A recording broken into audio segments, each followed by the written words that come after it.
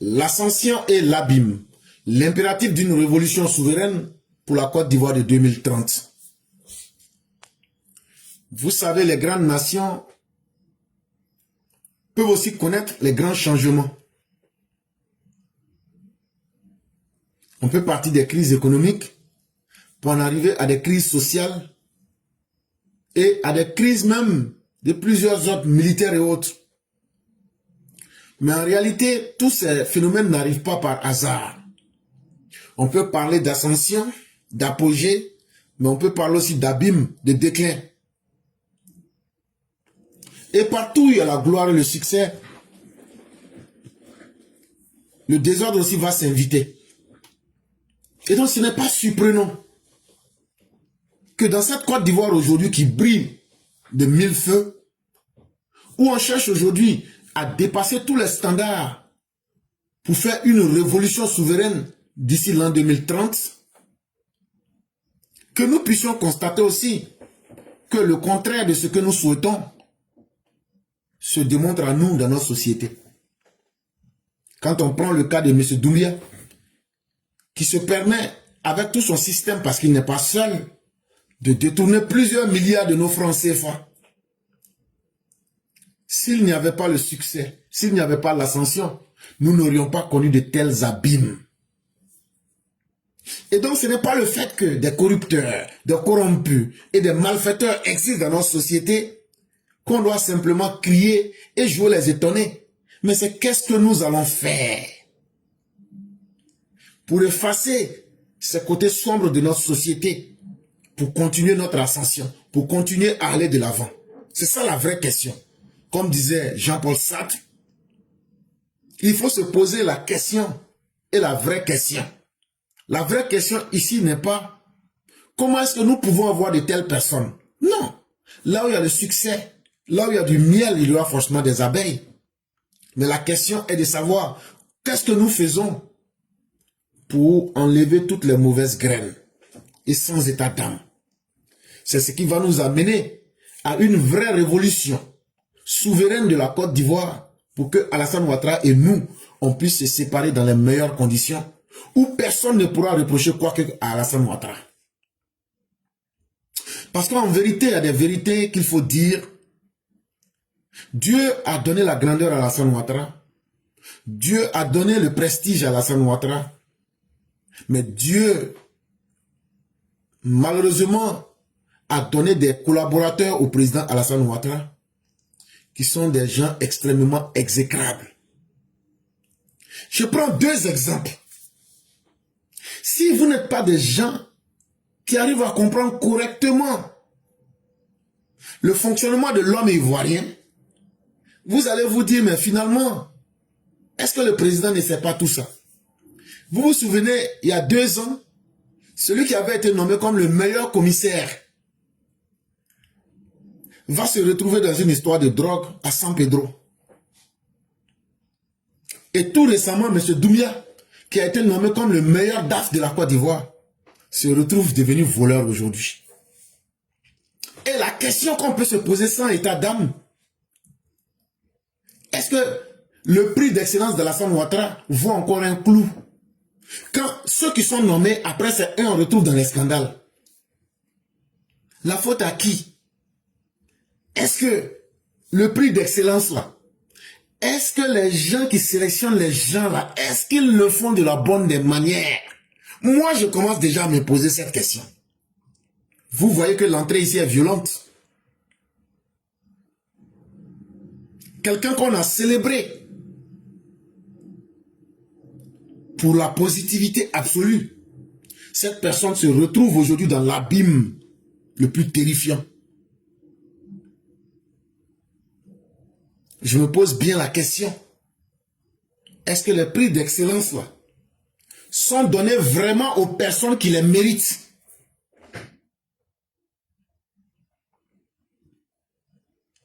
Et donc, si c'est pour donner des prix d'excellence à des gens, et puis demain on vient les retrouver comme ça, est-ce que ça ne va pas salir le président? Est-ce que ça ne va pas saboter son prix? Est-ce que ça ne va pas saboter l'image qu'on voudrait donner de notre Côte d'Ivoire? Voilà les questions en tant qu'un citoyen libre que je me pose. Dans les salles feutrées des bourses mondiales, un nom scintille désormais comme un diamant brut du continent africain, Côte d'Ivoire. Imaginez un navire fendant les flots tourmentés de l'économie mondiale avec une assurance presque insolente, affichant une croissance moyenne de 7,2% sur une décennie entière, tandis que tant d'autres nations vagues et naviguent à vue, ballottées par les tempêtes de l'incertitude. Mais comme je l'ai dit, dans la vie, désespérer n'est pas une solution. C'est savoir prendre les bonnes méthodes contre les difficultés qui s'offrent à nous.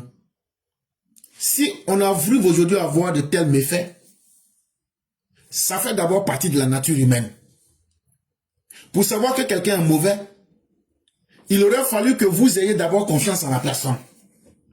C'est quelqu'un en qui tu as placé ta confiance là qui peut te trahir. Sinon, quelqu'un que tu connais déjà comme une mauvaise personne, cette personne ne peut plus te trahir. Est-ce que la majorité des gens qui travaillent avec le président Ouattara sont sincères avec lui? Sinon, vous savez que le monsieur là, c'est l'ancien directeur adjoint du FMI.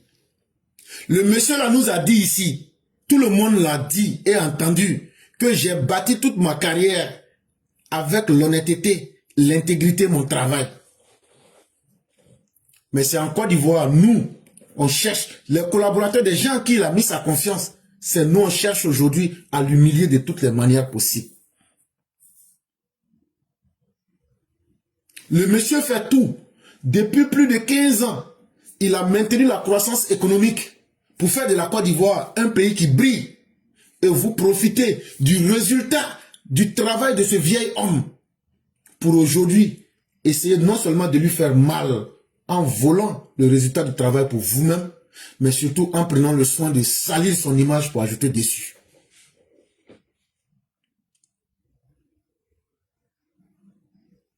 Pendant que d'autres nations se demandent c'est quoi même, c'est qu'est-ce qu'on appelle ici une croissance économique. En Côte d'Ivoire, notre croissance économique s'estime à 2 chiffres. Et c'est ce moment-là que certains ont choisi pour faire couler le navire. Les chiffres chantent une mélodie enivrante. 35 millions de tonnes transitent chaque année par les ports ivoiriens. 1,8 milliard de dollars d'investissements étrangers affluent comme une marée dorée. Un ratio PIB-dette qui respire encore, contenu sous la barre de 55%. Sur le papier, dans les faits, la Côte d'Ivoire se porte bien. De Georgetown à Londres, les amphithéâtres des universités de la finance donnent des cours sur le modèle ivoirien. Les agences de notation comme Moody's et Fitch Ratings jugent de façon implacable la crédibilité souveraine de la Côte d'Ivoire, qui n'a jamais manqué un de ses paiements. Un pays qui se montre efficace. Le pays rayonne. Les fonds étrangers rentrent dans le pays. Que vous soyez chinois, turc, de n'importe quelle nationalité.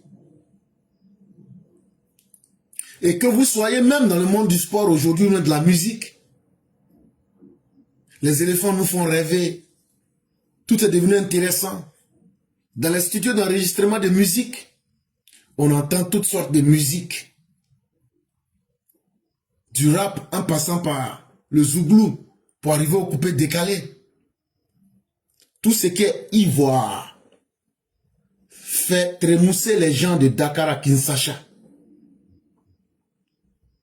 La Côte d'Ivoire est devenue un pays qui danse sur la scène mondiale. On aurait pensé que tout est déjà tellement beau qu'il n'y a plus rien à faire. Mais ce n'est pas la vérité. Derrière ce beau tableau que je viens de vous présenter,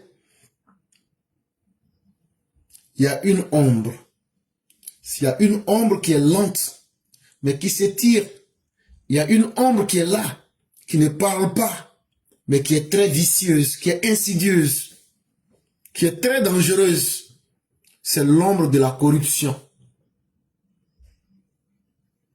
Et chers parents, c'est cette vérité-là qui va glacer votre sang. C'est cette vérité-là qui va vous faire froid dans le dos. Et ceux qui s'attendent peut-être à la reconnaissance ou bien à avoir des postes ou bien à avoir des sous, ne comptez pas sur moi. Moi, je préfère dire les choses en vrai pour avoir l'esprit en paix. Derrière cette prospérité étincelante, nous sommes sur une fondation qui est gangrénée par la corruption. Derrière ce grand travail du docteur président, il y a des milliers d'intrus qui sont en train de désorganiser notre système à travers la corruption, qui n'est plus une simple fissure, mais qui est devenue aujourd'hui les balafres, les cicatrices même sur notre nation. La corruption est devenue aujourd'hui le fil invisible qui soutient tout ce que nous voyons là. Quand tu t'en vas au champ, en revenant là, on dit qu'il faut apporter fagot là. Tu ne peux pas venir avec fagot si tu n'as pas attaché. Aujourd'hui là, le fil qui permet d'attacher les fagots pour mettre sur notre tête, c'est la corruption en Côte d'Ivoire là. C'est ce fil là qui est la corruption aujourd'hui. Tout paraît beau, mais tout est lié par la corruption. La corruption, là, on ne voit pas ça avec les yeux, mais ça se pratique. La Côte d'Ivoire aujourd'hui est 104e au rang mondial, selon Transparency International. On a perdu 13 places en 5 ans. Chers parents, chaque année, la Côte d'Ivoire perd près de 400 milliards de francs CFA qui s'évaporent dans les marchés publics. Ça veut dire 2 fois le budget du ministère de la Santé. Chaque année, là, on perd 2 fois le budget du ministère de la Santé. Et on ne se pose pas la question de savoir qu'est-ce qu'il faut faire pour lutter contre cela. On est comme tout va bien, continuons à créer la richesse, mais continuons à gaspiller cette même richesse. Mais ce qu'on oublie, mais qui s'impose à nous, c'est que toute science a forcément une limite. Et toute création de richesse a forcément des limites. Ce que nous arrivons à engranger aujourd'hui, là, si on ne gère pas ça bien pour bien maximiser, quand notre système de création de richesse va arriver à ces limites-là, la Côte d'Ivoire va tomber d'une manière brutale. Et ça va faire très mal. Ne serait-ce qu'avec l'exemple des 400 milliards de francs CFA qui disparaissent chaque année dans les attributions des marchés publics, on aurait pu sauver des vies, construire beaucoup plus d'hôpitaux et former beaucoup plus de médecins. Hey, moi j'aime bien le docteur. J'aime beaucoup son travail. Mais son système là, la corruption est trop. Ça là, il faudrait qu'on se le dise. La corruption a pris de la force dans tous les domaines. Je dis bien dans tous les domaines. Et c'est cette hémorragie de la corruption qui nourrit dans l'ombre. Mais c'est aussi la plus grande menace qui va faire couler la Côte d'Ivoire et qui va effacer toute l'histoire du docteur Ouattara. Et moi, là, je préfère dire ça dès cet instant. Je ne serai pas de ceux qui vont dire, non, il fallait attendre. Quand quelqu'un, si on peut sauver le malade, là, c'est dès le départ de ce mandat-là qu'on peut sauver le malade. Et si on ne va pas sauver le malade aussi là, en tout cas, le diagnostic a été fait.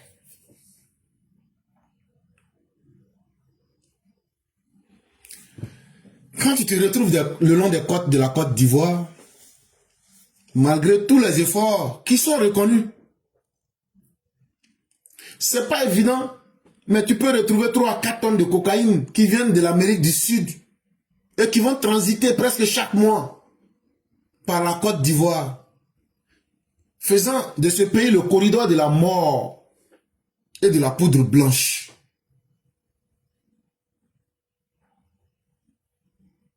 Et quand tu vas dans la savane du Nord, la savane herbeuse comme la savane arborée, en tout cas, retrouvez-vous dans le Nord. On a plus de 600 sites d'orpaillage clandestins qui sont en train de faire saigner nos terres. Et ces personnes-là, c'est pas moins de 15 tonnes d'or qu'elles enlèvent par an dans nos terres de façon illégale. Je dis bien, c'est pas moins de 15 tonnes d'or que ces gens-là enlèvent. Et demain, on sera surpris que le terrorisme ait de la force. On sera surpris que les Burkinabés nous insultent, mais parce que nous nous montrons comme un peuple de cons. Ils viennent, ils empoisonnent nos rivières avec du mercure. Ils détruisent nos terres. Nos cours d'eau sont agonisants, mais nous on garde le silence. Mais c'est normal que nous soyons considérés comme des cons. Et ce qu'on vient de voir tout naturellement. Maintenant, pour faire disparaître les traces, bizarrement, les incendies ont commencé à travers le pays. Je me pose bien la question. Est-ce que ceux qui sont des voleurs pour cacher les traces sont en train de brûler là où ils avaient investi? Ou bien, qu'est-ce qui fait que tout le pays est des grands centres qui brûlent? Hier, c'était à la zone industrielle. Avant-hier, c'était à Bouaké. Bien avant cela, c'était quelque part d'autre. Waouh! Quel est ce pays-là où le soleil à lui seul peut brûler des complexes industriels en pleine nuit? Or, le soleil ne sort pas la nuit. Ne cherche-t-on pas à cacher des preuves? Ne cherche-t-on pas à cacher certaines choses? Parce qu'au fond, nous ne sommes pas bêtes. Parce qu'au fond, nous savons réfléchir quand même. Parce qu'au fond, nous savons voir. Parce qu'au fond, rien n'est gratuit. On ne peut pas être ceux-là même qui encouragent la menace qui nous guette depuis le Sahel. Alors que c'est nous-mêmes qui les enrichissons. C'est nous-mêmes qui les recevons. Et être étonnés des conséquences des actes qu'ils posent. Tu ne peux pas être en train de nourrir un monstre et souhaiter que ce monstre-là ne t'avale pas un jour. Est-ce que le comportement des gens de l'AES là, c'est pas nous-mêmes les Ivoiriens qui les encourageons? Est-ce que c'est pas nous on les laisse venir piller nos terres pour s'enrichir? Est-ce que c'est pas nous on leur permet de venir pratiquer le braquage? Un Ivoirien, tu vois le Burkina, ils vont t'abattre.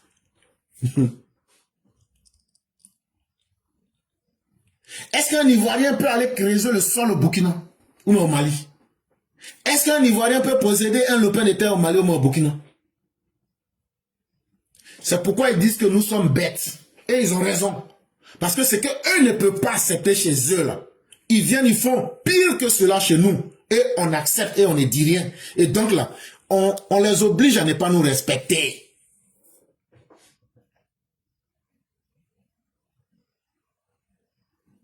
Donc la menace qui vient du Sahel n'est pas un hasard pour nous les Ivoiriens.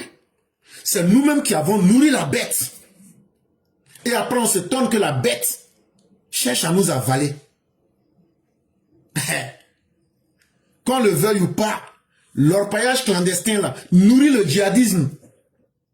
Et donc ne soyez pas surpris que demain, ces djihadistes-là aient à l'intention de venir occuper les terres en Côte d'Ivoire. Les gens attaquent dans les frontières nord. Quand on kidnappe nos soldats, ou bien les citoyens ivoiriens, ou bien on attaque nos frontières. C'est pour nous dire, on veut maintenant être propriétaire de là où vous nous avez permis de créer le désordre. On sait que vous êtes laxiste. On sait que vous êtes un peuple de couillons. Mais maintenant, on veut posséder ces terres-là.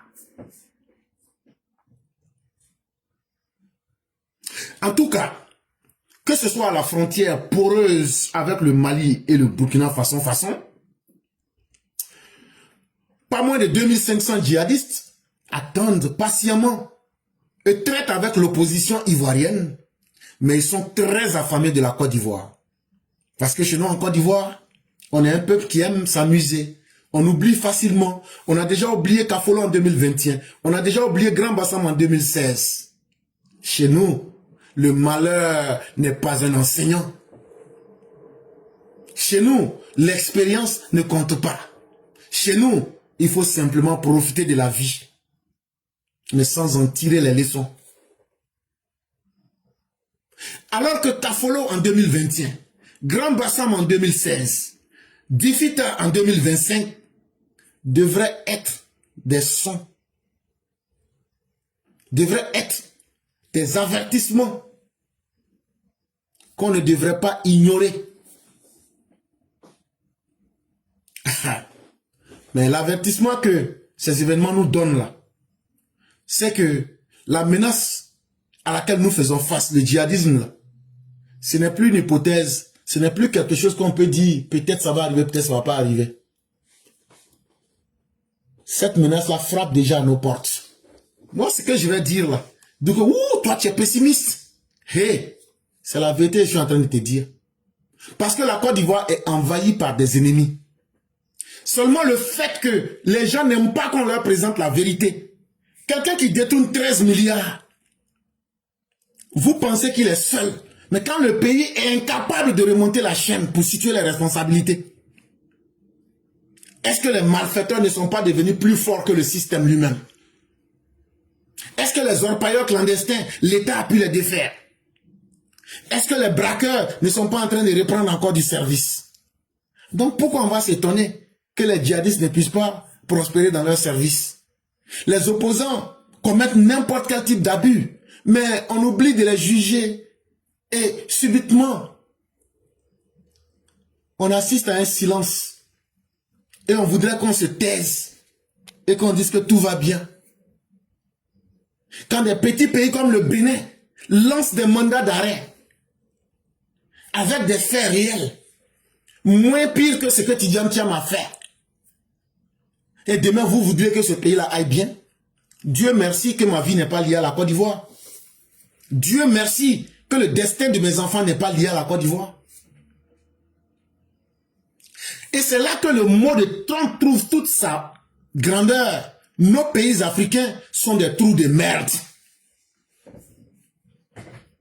Nos pays africains sont en vérité des trous de merde. Parce qu'un pays ne peut pas faire face à plusieurs menaces, de l'extérieur comme de l'intérieur. Le président travaille avec des collaborateurs qui sont ses pires ennemis. Et vous ne voulez pas qu'on dise les choses clairement? Moi, je vais les dire clairement. Le mal, il est profond. Le danger est très profond. Il n'est pas seulement à l'extérieur, il est aussi à l'intérieur. Et l'intérieur dont je parle, il y a les ennemis, les opposants, mais il y a les ennemis à l'intérieur du RHDP. Et c'est eux qui sont les plus dangereux. Et si on n'a pas le courage de démocratiser cela et de le dire là, et de lutter contre ces personnes-là, c'est l'héritage du président même là qui sera saboté. Il bouillonne au cœur même de la nation. Aujourd'hui là, cette jeunesse qui représente plus de 60% de la population, cette jeunesse a un âge qui tourne autour de 25 ans. Cette jeunesse a accès à l'internet. Elle est hyper connectée. Qu'on le veuille d'une manière ou d'une autre manière, cette jeunesse n'est plus une jeunesse tarée. Ceux qui veulent être lucides le sont. Et quand ils voient tout ça, qu'est-ce que vous voulez qu'ils pensent? Quand cette jeunesse entend que des gens peuvent aller détourner 13 milliards et puis on est dans un silence de cimetière.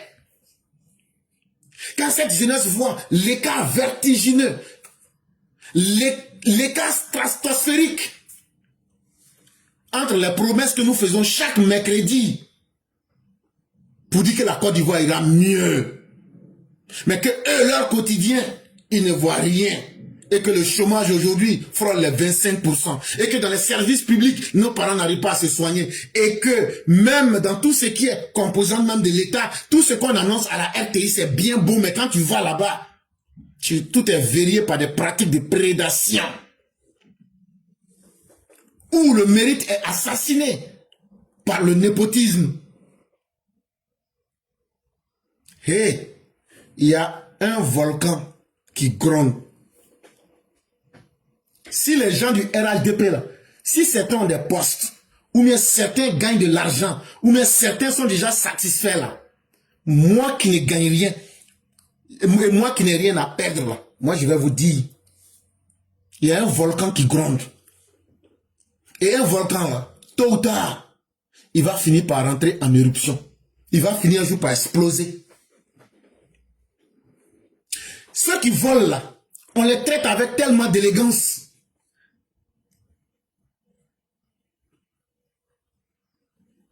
Que à quoi est-ce que nous nous attendons? Cette même élégance qu'on a offerte aux orpailleurs clandestins, cette même élégance qu'on a offerte aux coupeurs de route. En tout cas, la Côte d'Ivoire, qu'elle le veuille ou pas, il y a une urgence pour sauver l'héritage du président Ouattara. Les ennemis intérieurs du RHDP, les collaborateurs véreux là, si le président ne prend pas des mesures fortes, son mandat et tout ce qu'il a fait là va s'écrouler comme un château de cartes. Il faut que nous quittions dans les demi-mesures. Parce que c'est une insulte au destin même de notre nation.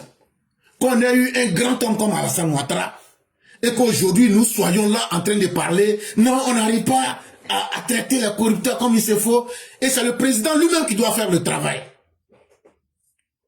Ça ne nous fait pas honte. Ça, nous tous là, ça ne nous fait pas honte.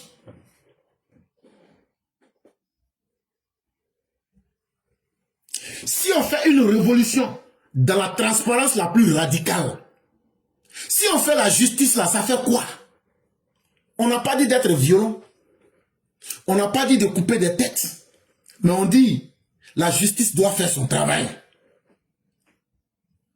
Les opposants ivoiriens là, aujourd'hui là, où en est-on avec le traitement qu'on va leur accorder? Parce que nous, on ne vous donnera pas de temps. Vous voulez nous piéger dans le temps pour nous dire on n'acceptera pas cela. C'est maintenant là qu'on veut que vous commenciez à les juger, à les condamner.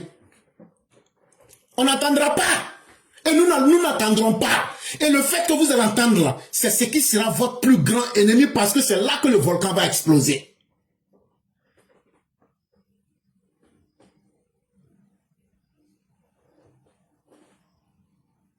Donc, il ne faut pas couvrir un volcan.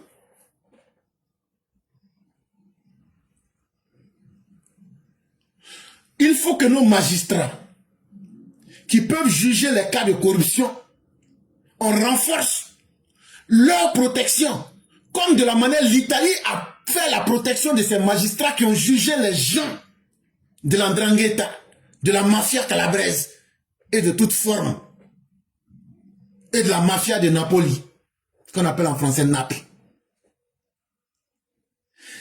Tous les exemples pour réussir sont là. C'est une question. Il faut traquer sans pitié les 1200 milliards de francs CFA qui rentrent dans le flux illicite chaque année. Il faut que chaque détournement soit exposé à la lumière crue du jour. Chaque complicité doit être démasquée. Aujourd'hui, l'État devrait être capable de nous dire, est-ce que Pierre Ndemba n'est pas dans cette chaîne de corruption? Et je suis le seul qui le dit. Pourquoi? L'État a-t-il peur de quelque chose? De quoi le gouvernement d'Alassane Ouattara a-t-il peur? Ah non, comme Demba il va être député là à cause de la géopolitique. À cause de la géopolitique, on va sacrifier les Ivoiriens. À cause de la géopolitique, on va sacrifier l'image d'Alassane Ouattara. À cause de la géopolitique, on va sacrifier l'économie de la Côte d'Ivoire. Quand Demba sera élu député là, il ne peut pas représenter 10 députés. Il ne représentera qu'un seul député à la fin de la journée. Mais qu'est-ce que nous voulons? Si nous protégeons les réseaux criminels au nom de la politique, nous autres, nous ne mangerons pas de cette sauce. Nous autres, nous ne mangerons pas de cette sauce. Nos forces de sécurité, nuit et jour, sont en train de donner leur vie. Mais quand ils arrêtent ces criminels, dans les conditions les plus difficiles, il y a 2 jours, une de nos mères vient de mourir même, une gendarme. Les gens donnent leur vie.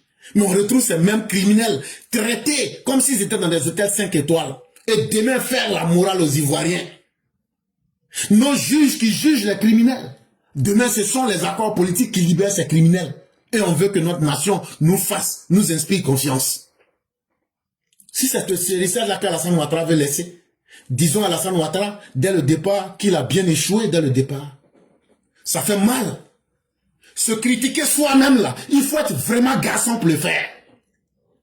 Vous pensez que ce que je dis là, ça me plaît, mais pourtant c'est la vérité. Et vous voulez que je fasse quoi? Dites-moi ce que vous pensez que je dois faire. De mentir aux gens, je me respecte trop. Et je n'ai pas besoin de la pitié de quelqu'un. Grâce à Dieu, je suis en bonne santé. Je vais aussi chercher mon destin comme tous les autres hommes chaque matin. Donc là, je n'attends pas de mériter la pitié de quelqu'un. Mais j'attends de dire ce que ma conscience me demande de dire. Hé, monsieur le président, le commandement militaire là, les zones qui sont sensibles là, dès que vous laissez les gens là-bas, plus d'1 an, ils créent automatiquement des chaînes de corruption, des réseaux de corruption dans les zones sensibles, dans les zones frontalières. Ils deviennent tous des commerçants de drogue ou bien d'activités parallèles. Il faut que chaque 18 mois, les commandements dans les zones sensibles soient renouvelés pour briser les réseaux de connivence. Parce que quand les gens durent dans un coin, ils finissent par s'habituer et ils créent des réseaux. C'est ce qui est en train de fissurer votre système aujourd'hui. Il y a des ministres qui ont trop duré. Aujourd'hui, ces mêmes ministres-là passent par des religieux pour demander pardon, pour qu'on n'a qu'à encore les maintenir, pour qu'ils n'ont qu'à continuer encore les systèmes mafieux pour éventrer encore la Côte d'Ivoire.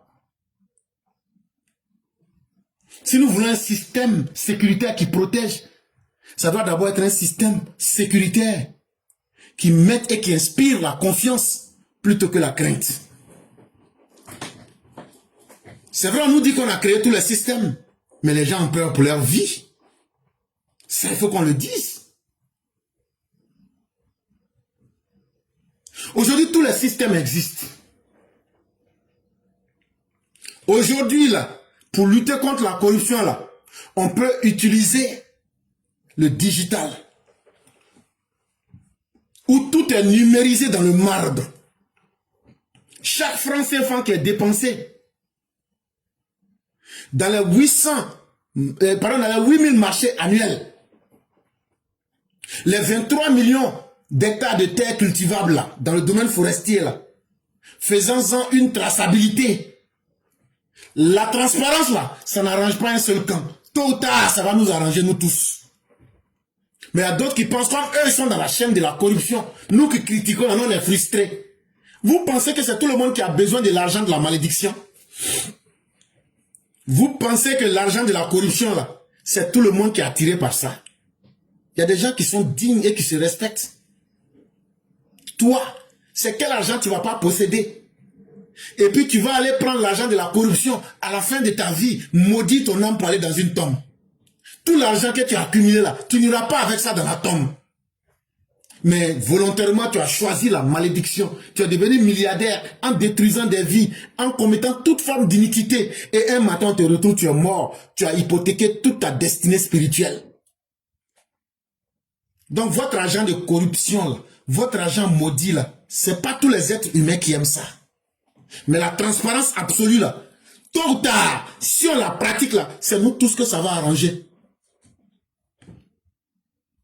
Et c'est ça qui va mettre fin à l'opacité complice. La Côte d'Ivoire se porte bien parce qu'il y a simplement Alassane Ouattara. Mais si tu enlèves Alassane Ouattara dans le système, la Côte d'Ivoire se porte extrêmement mal. Et ça, il faut pouvoir dire ça. Dans le groupe d'Alassane Ouattara, qui se montre suffisamment capable de dire aujourd'hui, celui-là on sait aujourd'hui qu'il peut faire après Alassane Ouattara. Il y a quelques-uns. Mais quand on regarde, pour les grandes leçons que le grand maître a laissées, pour les grands travaux qu'il a fait, aujourd'hui on ne devrait pas être à ce niveau. Et ce que nous sommes en train de dire là, ça peut plaire comme déplaire, mais ce n'est pas un luxe moral que nous demandons. C'est un changement que la Côte d'Ivoire doit se donner, ou mais nous allons échouer.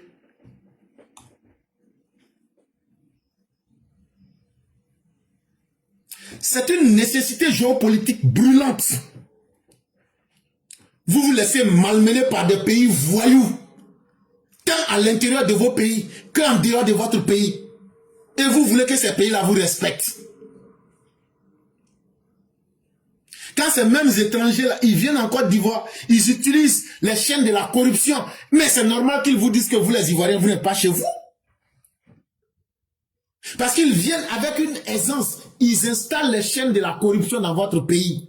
Et comment vous voulez que ces gens-là puissent vous respecter quand votre État n'est pas un État assaini? Quand ils viennent, ils peuvent faire n'importe quoi chez vous. Et au-delà de vos frontières. Qu'est-ce qui peut être mieux que la crédibilité? La crédibilité qui est un rempart stratégique. Un modèle capable d'effacer tout le mal qui est caché dans notre société. Si on veut réellement gagner en influence internationale, il faut d'abord mener le combat en étant des gens propres chez nous-mêmes. En disant, voilà les modèles que nous pratiquons chez nous. Voilà, nous sommes capables de juger les méfaits chez nous-mêmes. Et aujourd'hui, nous pouvons maintenant venir donner des leçons au monde entier. Pour remporter ce combat-là, c'est pas dans les communiqués chaque mercredi, après le conseil des ministres. C'est d'aller remporter la victoire dans le commissariat de Bouaké, à la douane de Guiglo, dans le cadastre d'Odiéné, là où la corruption est en train de tuer chaque jour.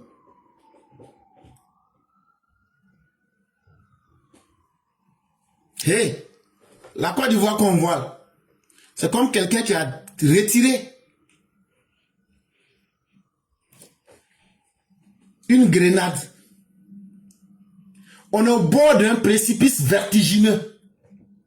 La Côte d'Ivoire que vous voyez là, on est dans un grand danger. La seule chose aujourd'hui qui nous fait tenir encore là, il s'appelle Alassane Ouattara. Mais les opposants là font partie du danger. Les étrangers font partie du danger. Et les ennemis intérieurs du RHDP sont aussi du danger. Mais ça là, ayons le courage de dire ça aujourd'hui aux gens. Il ne faut pas qu'on va continuer à blaguer les gens. À un certain moment là, il y a des modèles qui n'ont pas marché. Est-ce qu'il n'est pas utile de prendre aujourd'hui des solutions pour essayer de corriger ça radicalement? D'un côté, ceux qui sont en train de bénéficier aujourd'hui de la corruption veulent qu'on maintienne la tentation confortable de cette illusion-là. Et ils veulent que chaque matin, on n'a qu'à venir bercer les gens pour dire la Sotra a 25 bus, la Sotra a fait ceci, et le lendemain, les gens s'en vont brûler ces bus. Je vous ai parlé des choses qui brûlent facilement en Côte d'Ivoire. Ce n'est pas l'œuvre du diable. Ce n'est pas le soleil qui sort trop en Côte d'Ivoire. Parce que le soleil ne sort pas la nuit. Tout se passe la nuit. Quand des bus ne sont pas brûlés dans Abidjan Sud, c'est Abidjan du côté d'Abobo. c'est le China Mall à Boaké, ou bien encore c'est une partie de la zone industrielle hier. Ça ne vous paraît pas bizarre quand même? Ou bien le prix de l'essence a tellement baissé que l'essence coule au bord de la route? Je sais qu'on peut souvent cacher des preuves. C'est cette illusion-là que les gens veulent qu'on cache pour venir dire, ben vous savez, il y a 30%, il y a 25%, il y a 50%. Mais la douleur, elle est là.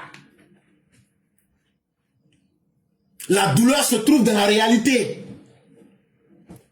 Et cette douleur-là, on ne peut pas la cacher. Et cette douleur-là, il va falloir que nous la soignions. Sinon, là, nous ne serons pas une nation digne. Et nous ne serons pas une puissance durable. Et nous ne serons jamais respectés. Parce que les Blancs, même savent ce que c'est que la vraie Côte d'Ivoire. Ils savent que c'est un homme qui fait des efforts. Et ils respectent l'effort de cet homme. Mais à part cet homme, la Côte d'Ivoire en tant que pays n'est pas respectée. Et ça là, le dire là, si c'est un crime là, alors j'ai commis un crime. Mais ne pas le dire, j'aurais été dans la pire des prisons qui est celle de ma propre conscience. Parce que l'histoire ne va jamais pardonner à une nation qui a choisi la facilité de l'aveuglement. L'histoire ne pardonnera pas à un pays qui a fait la promotion de l'injustice. L'histoire va honorer les pays qui ont eu le courage de se réinventer face à l'abîme. Et la Côte d'Ivoire doit faire maintenant un choix. Si ce mandat est le dernier du président Alassane Ouattara, il faudrait que nous ayons, si encore nous autres nous sommes des intellectuels, que nous ayons le courage de rentrer dans l'histoire en aidant le président Alassane Ouattara avec la vérité. Et monsieur le président, l'horloge du destin égrène. Et de façon inexorable, seconde par seconde. C'est une question de responsabilité.